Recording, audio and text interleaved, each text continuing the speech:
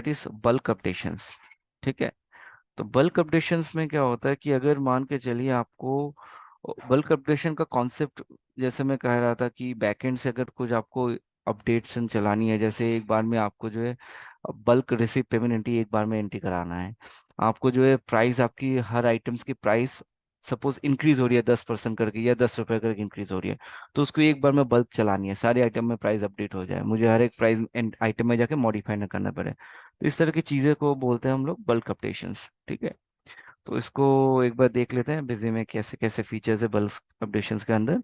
तो आप देख सकते हो कि एडमिनिस्ट्रेशन के अंदर ऑप्शन आ जाती है बल्क अपडेशंस। इसके अंदर पहला ऑप्शन जो आता है अपडेट बैलेंस शीट स्टॉक। तो ये बेसिकली आपका जो है आपको स्टॉक बुक स्टॉक, जो आपकी बुक स्टॉक है, क्लोजिंग स्टॉक है, उसके हिसाब से आपकी पीएल बैलेंस शीट में रिफ्लेक्ट करानी है या जीपी रेशियो के बेसिस पे रिफ्लेक्ट करानी है। ठीक है। तो वो आप सेलेक्ट कर सकते हैं। इसमें एक ऑप्शन ये आता है, ये जो है मर्ज मास्टर, ये एक अच्छा फीचर्स रहता है, जिसमें क्या होता है कि मान के चलिए अपने अगर कोई आइटम को, आपने एक आइटम एबीसी नाम से बना लिया और उस आइटम से या उसमें आपने यूनिट पीस ले लिया और उस आइटम से तकरीबन आपने 100 एंट्री कर चुके हैं। अब आपको लगा कि आइटम में आपने यूनिट गलत डाला था या नाम गलत डाला था। तो आप जब उसको आइटम को ठीक मॉडिफाई करने जाएंगे यूनिट को, तो वो बोलेगा ऑलरेडी इसका एंट्री हो चुका है, आप इसको मॉडिफाई नहीं कर सकते हैं। तो अगर आप चाहते हो कि इसकी एक कॉपी आइटम में बना लूँ, नया आइटम, और इस नया आइटम के साथ ये पुराने आइटम को मर्ज कर दूं, ताकि पुराने आइटम जितनी जो भी एंट्री में मैंने करके रखा है वो पूरा वो एंट्री से पुराना आइटम हट जाए और मेरा नया आइटम ऑटोमेटिकली पिक हो जाए, मुझे हर एक एंट्री में जाके मैनुअली मॉडिफाई ना करना पड़े। ठीक है। तो इस तरह की चीजें जो है मर्ज मास्टर से कर सकते हैं। आइटम में जाइए, चाहे अकाउंट्स पे, चाहे वो आइटम्स का नाम क्यों ना हो या अकाउंट्स का नाम क्यों ना हो। तो आइटम में सोर्स आइटम मतलब पुराना आइटम। ठीक है। जैसे ये पुराना आइटम हो गया ये, अब आपका नया आइटम मान के चलिए ये है फॉर एग्जांपल आइटम बी। ठीक है। अब इसके बाद भी एक ऑप्शन पूछता है कि source item delete source item after merging, मतलब सिस्टम ये कह रहा है कि अगर आपने सोर्स आइटम मतलब पुराना आइटम हर एंट्री से हटा दिया, तो आप उसको हटाने के बाद आप मास्टर से भी डिलीट करना चाहते हैं ताकि मास्टर पे भी वो आइटम ना रहे। अगर मैं यस करूंगा तो मास्टर से भी वो डिलीट कर देगा। ठीक है। तो मैं इसको यस करूंगा तो ये डिलीट भी हो गया। ठीक है। मर्ज विद बता रहा data for item apple has been merge with item B. अब अगर मैं मास्टर में जाके चेक करूं आइटम एप्पल बोल के कुछ है कि नहीं, तो मुझे कोई आइटम एप्पल बोल के कुछ नहीं मिलेगा। ठीक है। और जो भी मैंने एंट्री करके रखा था सेल एंट्री आइटम एप्पल नाम से, वो मेरा कन्वर्ट हो गया आइटम बी नाम से। ठीक है। ये आइटम एप्पल नाम से मैंने रिटेल कस्टमर का अभी एंट्री किया था, तो वो चेंज हो गया आइटम बी। ठीक है। तो इस तरह की यूटिलिटीज जो है आपको, अपडेशन जो है आपको हेल्प करेगा।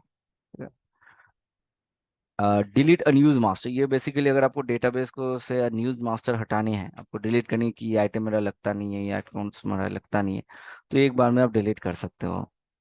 Update item tax category and HSN code. अब ये होता है कि अगर कस्टमर कहता है कि भाई मेरा, या कस्टमर की अगर रिक्वायरमेंट होती है कि मुझे हर आइटम का टैक्स कैटेगरी को एक बार में अपडेट करना है, या एक ग्रुप ग्रुप ऑफ आइटम है जिस ग्रुप का आइटम का टैक्स कैटेगरी हमेशा 18% ही है, उस ग्रुप के अंदर जो भी आइटम्स है मेरे, उसके टैक्स कैटेगरी 18% ही है, तो मैं एक बार में ये यूटिलिटी चला सकता हूँ ताकि आइटम मास्टर में ऑटोमेटिक मेरा टैक्स कैटेगरी बैठ जाए। या अगर मैं एचएसएन कोड अपडेट करना चाहता हूँ तो मैं ग्रुप वाइज या सिलेक्टिव आइटम वाइज या ऑल आइटम पे भी एचएसएन कोड को एक बार में अपडेट करके रख सकता हूँ, जो भी मेरा एचएसएन कोड नया आया हुआ है, तो न्यू एचएसएन कोड मेरा अपडेट हो जाएगा। ठीक है। तो इस तरह की चीजें जो है आप यूटिलिटी के माध्यम से, सॉरी बल्क अपडेट के माध्यम से कर सकते हैं। Update item critical level. अब जैसे हम लोग देखते हैं जब हम मास्टर में आइटम्स क्रिएट करते हैं, तो वहां पर अगर हमें क्रिटिकल लेवल सेट करनी है, जैसे रीऑर्डर लेवल हो गया, मिनिमम लेवल हो गया, मैक्सिमम लेवल हो गया, तो ये चीज मैं बैकएंड से सारे आइटम में एक बार में चलाना चाहता हूँ प्रोसेस, कि एक बार मैं मिनिमम लेवल और रीऑर्डर लेवल जो है बैठ जाए, मुझे हर एक आइटम में जाके मैनुअली डालना ना पड़े। ये बल्क अपडेट में जो है आइटम क्रिटिकल लेवल से आप कर सकते हैं। यहाँ पर अगर आपने स्पेसिफाई बिलो कर दिया और यहाँ पर अगर आपने डाल दिया, तो ये मिनिमम लेवल सारे आइटम के लिए एप्लीकेबल हो जाएगा, सारे आइटम पे वही मिनिमम लेवल बैठ जाएगा। ठीक है। Update item price slash discount. अब ये जैसे मैं कह रहा था कि अगर किसी आइटम का प्राइस बढ़ गया है, अगर आपके कंपनी में आपने अपनी आइटम्स के प्राइस बढ़ा दिए या कम कर दिए कुछ परसेंटेज या कुछ वैल्यू, तो आप आपके पास सपोज 2000 आइटम्स है, तो आपको पॉसिबल नहीं है हर आइटम में जा जाके मॉडिफाई करना प्राइस। तो अब ये यूटिलिटीज से, ये मतलब ये अपडेशन से आप इसको फुलफिल कर सकते हैं। तो ये फील्ड टू बी अपडेट मतलब कौन सा फील्ड को अपडेट करना है। अगर आपको सेल प्राइस बढ़ानी है, कम करनी है, तो सेल प्राइस को सिलेक्ट कर ले। और इसका बेसिक क्या लगेगा, बढ़ेगा सेल प्राइस या कमेगा या इक्वल रहेगा, सेम रहेगा प्रीवियस रेट के साथ। अगर ये बढ़ेगा तो ऐड करूंगा। बढ़ेगा तो कैसे बढ़ेगा, परसेंटेज में बढ़ेगा या एब्सोल्यूट अमाउंट में बढ़ाऊंगा। अगर 100 रुपये मैंने पहले प्राइस डाल के रखा था, अगर 10 रुपये यहाँ डाल दूंगा तो 110 रुपये हो जाएगा विथ रेस्पेक्ट टू मेरा पुराना सेल प्राइस। तो मैं पुराना सेल प्राइस वाला बॉक्स को सिलेक्ट कर लिया with respect to sale price. ठीक है। कोई ऐसा भी होता है, किसी को ऐसे रिक्वायरमेंट भी होता है कि मैंने परचेस प्राइस डाल दिया, तो परचेस प्राइस से मैं 10% मार्जिन बढ़ा के मेरा सेल प्राइस जनरेट करूंगा। तो मैं with respect to purchase price करूंगा, तो परचेस प्राइस अगर मेरी मास्टर में डिफाइन किया हुआ है, उस प्राइस को पकड़ के मेरी 10% बढ़ा के मेरी जो है सेल प्राइस जनरेट कर देगा। ठीक है। तो इस तरह की चीजें जो है आप सारे आइटम पे यूज करा सकते हैं, ग्रुप ऑफ आइटम पे लगा सकते हैं। सिर्फ प्राइस भी नहीं, आप डिस्काउंट के भी फंक्शन सेट कर सकते हैं। अगर आपको सेल डिस्काउंट बढ़ाना है सारे आइटम्स का, कि 2% का सेल डिस्काउंट और बढ़ गया है या घटाना है, तो आप ये प्रोसेस से कर सकते हैं। ठीक है। ये हो गया फील्ड टू बी अपडेट, मतलब नया नया जो आपका डिस्काउंट होगा वो इस पे अपडेट होगा। और किसके बेसिस पे, पुराना डिस्काउंट का बॉक्स ये है विथ रिस्पेक्ट टू। ठीक है। Same for the sale discount and same for the purchase discount also. Update item discount structure. अब वो स्ट्रक्चर क्या हो गया, आपने तो वैल्यू डाल दिया, चाहे वो परसेंटेज में हो चाहे वो अमाउंट पे हो, तो वो सिस्टम को पता कैसे चलेगा। आपने 10 डाल दिया, अब 10 रुपए है या 10% है, वो कैसे पता चलेगा, तो वो स्ट्रक्चर से पता चलता है। तो स्ट्रक्चर नॉर्मली क्या करते हैं, जैसे अगर हमें आइटम वाइज डिस्काउंट फिक्स करनी है, तो हम डिस्काउंट वैल्यू तो फिक्स कर देते हैं, उसके साथ हमें स्ट्रक्चर भी टैग करना होता है। अदरवाइज सिस्टम को पता कैसे चलेगा ये 10 रुपए है या 10 परसेंटेज है। इससे स्ट्रक्चर से पता चलता है कि अगर हम परसेंटेज सेट करें तो परसेंटेज होगा। और परसेंटेज किस पे कैलकुलेट करेगा, प्राइस पे कैलकुलेट करेगा या अमाउंट पे कैलकुलेट करेगा। या अगर एब्सोल्यूट अमाउंट है तो मैं एब्सोल्यूट अमाउंट सेलेक्ट करूंगा, 10 रुपये डिस्काउंट दूंगा। ठीक है। तो ये जो स्ट्रक्चर है, ये हम आइटम मास्टर में अगर हर एक आइटम क्रिएट करते वक्त मैं अगर स्ट्रक्चर डिफाइन करके नहीं रखना चाहता हूँ, मैं एक बार में एक साथ सबका स्ट्रक्चर डिफाइन करना चाहता हूँ, तो मैं ये बल्क अपडेट से कर सकता हूँ। Update item discount structure. तो मैं यहाँ पर ऑल आइटम पे, अगर मुझे सारे आइटम पे एक ही स्ट्रक्चर सेट करके रखना है, सेव करूंगा, तो सारे आइटम में मेरा ये डिस्काउंट स्ट्रक्चर ऑटोमेटिकली अपडेट हो जाएगा। अब जैसे ये परसेंटेज कर दिया, तो मैं आइटम में मॉडिफाई करके देखूंगा कोई भी आइटम पे, तो मेरा डिस्काउंट स्ट्रक्चर तो ये यहाँ पर ऑटोमेटिकली यस हो जाएगा और ये बैठ जाएगा, यहाँ पर अपडेट हो जाएगा। ठीक है। नेक्स्ट ऑप्शंस पे आ जाते हैं, दैट इज मार्कअप। जैसे प्रीवियस सेशन में मैंने डिस्काउंट और मार्कअप में बताया था कि डिस्काउंट जो होती है वो सब्ट्रैक्ट करता है जो भी आपके ट्रांजैक्शन वैल्यू है या जो भी आपके आइटम की प्राइस है उसको कम करता है, सब्ट्रैक्ट करता है। बट मार्कअप जो है प्राइस को बढ़ाता है या आपके ट्रांजैक्शन वैल्यू को बढ़ाता है।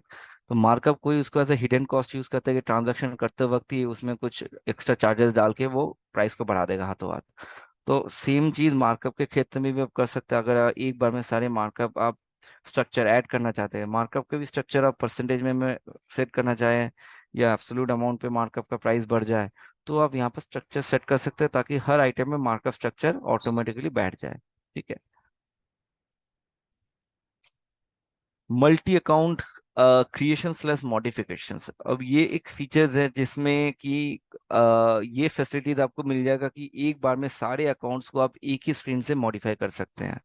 आपको हर एक अकाउंट्स पे जा जाके एडमिनिस्ट्रेशन मास्टर में जाके अकाउंट्स में जाके मॉडिफाई में जाके एंटर करके फिर ऐसे चेंज करके सेव करके फिर दूसरे अकाउंट पे जाना नहीं पड़ेगा। तो आप कोई अगर किसी को अगर रिक्वायरमेंट है मुझे एक्सेल जैसा स्क्रीन मिल जाए जहाँ पर मैं फिलअप कर दूंगा एक बार में और सेव करूंगा तो वहीं से मेरी डेटा अपडेट हो जाए, तो वो आप यहाँ से कर सकते हैं। Bulk multi account creation modification create करना हो तो भी कर सकते हैं, मॉडिफाई करना हो प्रीवियस को तो भी कर सकते हैं। ठीक है। और एक्सेल से कॉपी पेस्ट भी चलता है यहाँ पर। अगर आपने एक्सेल में ऐसे ही कॉलम वाइज बना के रखा है और वहीं से कॉपी करके यहाँ पर कर्सर रख के कंट्रोल वी पेस्ट कर देंगे, तो हर कॉलम में वो फील्ड जो है इंफॉर्मेशन बैठ जाएंगी एक्सेल से कॉपी होके। अब अगर मैं मॉडिफाई करता हूँ तो की फील्ड मैंने नाम ले लिया, नाम से मैं मॉडिफाई अपडेट करूंगा। अब यहाँ पर ग्रुप, अगर मुझे संडे डेटा मॉडिफाई करना है तो मैंने संडे डेटा सेलेक्ट कर लिया, सो लिस्ट में क्लिक कर लिया, और जो भी मेरी डेटा बनी हुई है मैं इसको सेलेक्ट ऑल करूंगा और मैं ओके करूंगा। राइट। अब यहाँ पर जो है आपकी जितने भी डेटर्स के नाम हो गए वो आ गए। अब यहाँ पर जो है आप मान के चलिए आपको कोई ओपनिंग बैलेंस एक बार में डालना है फॉर एग्जांपल, तो आपने यहाँ पर ओपनिंग बैलेंस एक बार में डाल दिया। ठीक है, आपने इसको जो है सेव कर दिया। तो ये जो है एक बार में मास्टर्स पे अपडेट हो जाएगी। ठीक है, अगर आप मास्टर में चेक करने जाएंगे आप देख सकते हो इसकी ओपनिंग बैलेंस यहाँ पर ऑटोमेटिकली बैठ गया। ठीक है, तो इस तरह की चीजें जो है अगर आप क्रिएट करना चाहते हैं, जैसे आप मॉडिफाई हो रहा है वैसे क्रिएट भी हो सकता है।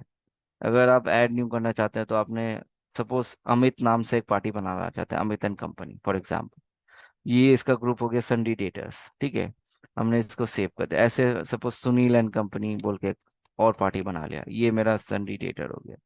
दूसरा अगर मुझे कोई क्रेडिटर पार्टी बनाना है, सपोज क्रेडिटर नाम दे देता हूँ, क्रेडिटर पार्टी वन। ओके, इसको संडी क्रेडिटर के अंदर रख लेता हूँ। तो ऐसे करके अगर मुझे इसके साथ कुछ और फील्ड भी इंसर्ट करनी है तो मैं सिलेक्ट फील्ड बटन में क्लिक कर सकता हूँ। अगर मुझे एड्रेस लाइन भी चाहिए, मैं एड्रेस लाइन को सिलेक्ट करके ये क्रिएटेड साइन में क्लिक कर दूंगा। अगर कोई भी फील्ड आपको चाहिए नहीं क्रिएशन पे या मॉडिफिकेशन पे, उस फील्ड को सिलेक्ट कर सकते हैं और ये लेस देन साइन को सिलेक्ट क्लिक कर सकते हैं। तो ये इस सिलेक्टेड फील्ड से हट जाएगा। अगर ये वाला भी नहीं चाहिए तो इसको भी ये लेस देन साइन को क्लिक करिए, ये हट जाएगा यहाँ से। ठीक है, तो आपको अलियास भी नहीं चाहिए, इसको भी हटा दिया। अकाउंट नेम, अकाउंट ग्रुप और एड्रेस चाहिए। अगर एड्रेस की लाइन वन है, जैसे लाइन टू भी एड्रेस चाहिए तो आप लाइन टू एड्रेस भी ले सकते हैं। ठीक है, लाइन टू एड्रेस को सिलेक्ट कर लिए, ग्रेटर देन साइन को क्लिक कर लिया और सेव कर लिया। तो ये डेटा जो है इसमें कॉलम ऐसे बन जाएंगे, name group address line one address line two. अब आप अपना बना लीजिए सुनील एंड कंपनी, ये आपने ग्रुप कर दिया संडी डेटर्स। इसकी एड्रेस जो भी है आपने डाल दिया दिल्ली। ठीक है, वजीरपुर, सेकेंड एड्रेस हमने डाल दिया सपोज वजीरपुर। तो ऐसे अगर आपने मल्टीपल बना लिया, एक्सेल से कॉपी करके यहाँ पेस्ट कर दिए और इसको सेव कर दिए, तो यहीं से आपकी जो है क्रिएट हो जाएगी अकाउंट्स। अगर आप चेक करने जाओगे अभी सुनील, इसकी देखिए ये ग्रुप भी टैग हो गया संडे है, इसकी फर्स्ट एड्रेस और सेकंड एड्रेस भी ऑटोमेटिक बैठ गया। ऐसे email ID, phone number, mobile number, कोई भी फील्ड अगर आपको एक बार में बल्क मतलब क्रिएट करनी हो, बल्क अपडेट के माध्यम से मॉडिफाई करनी हो through this multi account creation and modifications, तो आप कर सकते हो। सेम आइटम क्रिएशन और मॉडिफिकेशन के क्षेत्र में भी सेम चीज़ है। अगर आइटम पे भी आपको कुछ फील्ड्स जो है मॉडिफाई करनी है तो आप यहाँ से फील्ड को सिलेक्टेड फील्ड पे लेके आ सकते हैं, कोई भी फील्ड को सिलेक्ट करके ग्रेटर देन साइन करके। या कोई भी फील्ड आपको सिलेक्ट फील्ड से हटानी है तो उसको सिलेक्ट करके लेस देन साइन सिलेक्ट करके सेव कर दे, तो उस हिसाब से कॉलम ऑटोमेटिक क्रिएट हो जाएगी, कॉलम बन जाएंगे। ठीक है, अब उसके बाद अगर आप लोड मास्टर में जाके आप जो है आइटम्स को मॉडिफाई करना चाहते हैं तो सिलेक्ट ऑल करेंगे, उससे पहले आप मॉडिफाई एग्जिस्टिंग कर लें। अगर आपको नया आइटम बनाना है तो नया आइटम भी आप सिलेक्ट करके आप यहाँ पर फिलअप कर सकते हैं, टाइप करके एक बार में सेव कर सकते हैं। Multi tax category creation modifying, ये भी एक तरह का वही हो गया कि अगर आपको टैक्स कैटेगरी, जैसे बाय डिफॉल्ट बिजी में बहुत सारे टैक्स कैटेगरी रहता है, 18%, 12%। अब कम गवर्नमेंट ने 4-5 टैक्स कैटेगरी और इंट्रोड्यूस कर दिया, तो आपको एक बार में यहाँ से क्रिएट करनी है, तो आप यहाँ से टैक्स कैटेगरी जो है क्रिएट कर सकते हैं या मॉडिफाई करना है तो कर सकते हैं। Bulk voucher creation and modification, ये भी एक पॉइंट होता है जिसमें अगर आप चाहते हो, बिजी में जैसे एक्सेल से इंपोर्ट करने का ऑप्शन दिया गया है कि अगर किसी ने 25 दिन की एक्सेल में करके रखा है तो एक्सेल से बल्क अपडेट करके इंपोर्ट कर सकते हैं। और अगर आप एक्सेल से इंपोर्ट मोड नहीं यूज करना चाहते, आप ऐसा स्क्रीन चाहते हो एक्सेल जैसा जहां पर आप टाइप कर दोगे या एक्सेल से कॉपी पेस्ट कर दोगे तो वहीं से आपकी एंट्री क्रिएट हो जाएगी, तो ये बल्क वाउचर क्रिएशन मॉडिफिकेशन से हो सकता है। मान के चला परचेज में गए और आपने वन टाइम एक टेम्पलेट बना लिया, आपने परचेज से लेकर के ऐड फॉर्मेट कर दिया। ठीक है, जो भी मैंने नाम दे दिया, अब उसको सिलेक्ट करके कन्फिगर में गया और लोड डिफॉल्ट कर दिया, यस करके इसको जो है कर दिया। अब यहाँ से आपको जो जो जैसे बाय डिफॉल्ट ये सारे फील्ड आ गया, आपने उसको सेव कर दिया आपने। अब जब परचेज सिलेक्ट कर लिया, फिर आपने फॉर्मेट सिलेक्ट कर लिया, फिर ये अपडेट बटन आप क्लिक कर लिया, यहाँ पर देखिए सारे कॉलम उस हिसाब से बन जाएंगे। Quantity, unit, price, amount. अब आपको नया एंट्री करना है, जैसे आपने सीरीज सिलेक्ट कर लिया मेन, अब आपने बिल डेट डाल दिया 1/8 को, आप एंट्री कर रहे हैं bill number PUR/004, suppose 25 bill number. Fill type suppose मैंने आइटम वाइज ले लिया, पार्टी मैंने बिल इम्पोर्ट ले लिया, आइटम मैंने सॉरी MC मैंने मेन स्टोर ले लिया, आइटम मैं यहाँ से ले लिया, इस आइटम का मैं 25 क्वांटिटी 10 यूनिट मैंने पीस कर दिया। प्राइस मैंने 60 रुपये डाल दिया, अमाउंट मैंने 600 रुपये कर दिया। और इसके अलावा टैक्सेशन के भी कॉलम्स आपको चाहिए तो वो टेम्पलेट से आप टैक्सेशन कॉलम्स को भी पिक कर सकते हैं। अगर आप यहाँ से सेव कर दोगे ना तो यहाँ से ऑटोमेटिक वाउचर क्रिएट हो जाएगा परचेस में। अगर आप चेक करने जाओगे परचेस में तो आपको ये PUR 004 मैंने एंट्री नहीं किया था, तो ये वहां से क्रिएट होकर आ गया यहाँ पर। ठीक है। तो इस तरह की चीजें जो है आप बल्क अपडेट के माध्यम से कर सकते हैं। इसके अलावा अगर आपको ऑटो जनरेट करनी है प्रोडक्शन वाउचर, जैसे आपने फॉर्मूला बना के रख दिया बॉम, जिसको हम लोग बोलते हैं बिल ऑफ मटेरियल। तो आपने कोई प्रोडक्शन फार्मूला यहाँ पर बना दिया कि भाई एक आइटम बनाने में, ये आइटम बनाने में मेरा ये रॉ मटेरियल इतना करके लगता है। ठीक है। और इसके अगेंस्ट पर अगर मुझे प्रोडक्शन एंट्री मैनुअली नहीं करनी है, ऑटो जनरेट करनी है, तो मैं बल्क अपडेट पे जाके ऑटो जनरेट प्रोडक्शन वाउचर में जाऊंगा। और यहाँ से मैं जो भी आइटम का मुझे बॉम्ब सिलेक्ट करना है, जो आइटम मुझे जनरेट करनी है उसको सिलेक्ट करके मैं ओके करूँगा। तो यहीं से मेरी प्रोडक्शन वाउचर जनरेट हो जाएगी। मटेरियल सेंटर कंजम्पशन सेंटर मैं ले लिया और मैंने इसको ओके कर दिया। तो ये यस करने से यहीं से production stock general voucher generate successfully बता देगा। तो मुझे अलग से क्या प्रोडक्शन एंट्री में जाके ऐड करके बॉम्ब के अगेंस्ट में प्रोडक्शन एंट्री करना नहीं पड़ेगा। ठीक है, ये प्रोडक्शन होके ऑटोमेटिकली मेरी जनरेट हो जाएगी। इसके अलावा जो है ऑटो सॉरी बल्क पेमेंट और receive auto generate foreign gain and loss को मैं बता दूं। इसमें क्या होता है कि अगर आप डॉलर या यूरो में बिल कर रहे हैं, अब बीच में से जब आपने बिल कर दिया डॉलर में, उस टाइम डॉलर का रेट था 84। अब जब पार्टी से आपने अभी तक बिल तो बना दिया, पार्टी से अभी तक पेमेंट रिसीव नहीं हुआ, तो आप चाहते हो कि 84 वाला डॉलर अभी बढ़ के 85 हो गया, तो 1 रुपए का जो है आपका नुकसान हो गया। ठीक है। तो आप 1 रुपए का जो फॉरेन गेन एंड लॉस की आपको एंट्री करनी है यहाँ पर, ऑटो जनरल पोस्ट करनी है पार्टी के नाम पे, उसकी 1 रुपए की जो आपको पेमेंट मिलना है एक्स्ट्रा पार्टी से, तो उसकी आपने एंट्री यहाँ से पोस्ट करना है। तो वो जनरल के माध्यम से ऑटोमेटिकली यहाँ पर पोस्ट हो जाएगी, पार्टी को सिलेक्ट करते ही आपका पोस्ट हो जाएगा। जो भी आपकी रिवोल्यूशन रेट है, अगर 1 रुपए बढ़ गया तो 1 रुपए के अगेंस्ट में वो इंडियन रुपीज में कन्वर्ट करके जनरल पोस्टिंग करा देगा। बल्क पेमेंट एंड रिसीव में कॉन्सेप्ट क्या होता है कि मान के चलिए आप, जैसे मैं बताया था कि मैं payment entry receive entry manually नहीं करूंगा।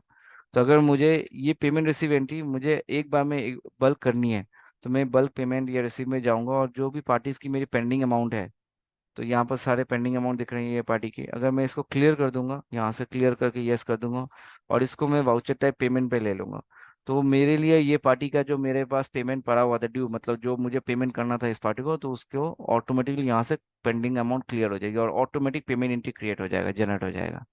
तो मुझे मैनुअली पेमेंट एंट्री करना नहीं पड़ेगा यहाँ से ऐड करके। सेम रिसिप्ट के क्षेत्र में भी है। ठीक है। वाउचर रिप्लिकेशंस एक यूजफुल फीचर्स है जो जो हेल्प करता है कि आपको कॉपीज एंट्री क्रिएट करने में। जैसे फॉर एग्जांपल कि आपके बहुत सारे कॉमन एंट्री हो सकता है कि ऑफिस रेंट हर महीने देने होते हैं, तो आपने एक बार में एक पेमेंट एंट्री कर लिया ऑफिस रेंट का पहले महीने का, फॉर एग्जांपल आपने 1 अप्रैल को कर लिया ऑफिस रेंट का, सपोज 15,000 आपका ऑफिस रेंट है, तो हमने कैश से पेमेंट कर लिया।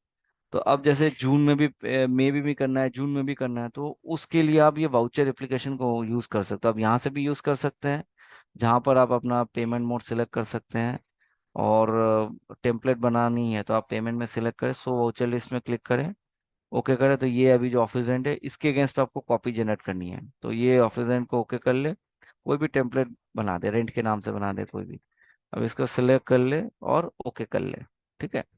अब यहाँ पर आपको ऑफिस रेंट के अगेंस्ट पे आपको डिफरेंट डेट पे, मतलब आपको मंथली जनरेट करनी है। आपने अप्रैल महीने का तो कर लिया, अब आप जून महीने से करना चाहते हैं या मई महीने से करना चाहते हैं, मई महीने से लेकर के जुलाई महीने तक या दिसंबर महीने तक आप उसको जनरेट करना चाहते हैं।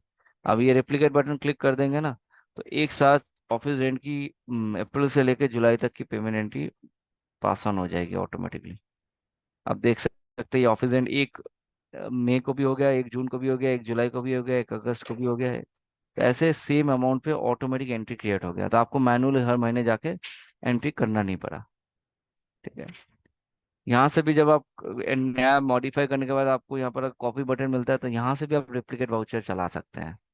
ठीक है, अगर आप ये यूटिलिटी में जाके नहीं चलाना चाह रहे हैं, कि आपको ये यूटिलिटीज मिल नहीं रहा है या दिख नहीं रहा है आपको, तो आप एक एंट्री पहले कर ले, पहले मंथ का, उसी में मॉडिफाई कर ले, फिर मॉडिफाई में जाके कॉपी में बटन में क्लिक करो, रेप्लिकेट वाउचर में क्लिक करो, तो यहाँ से भी आप क्रिएट कर सकते हो।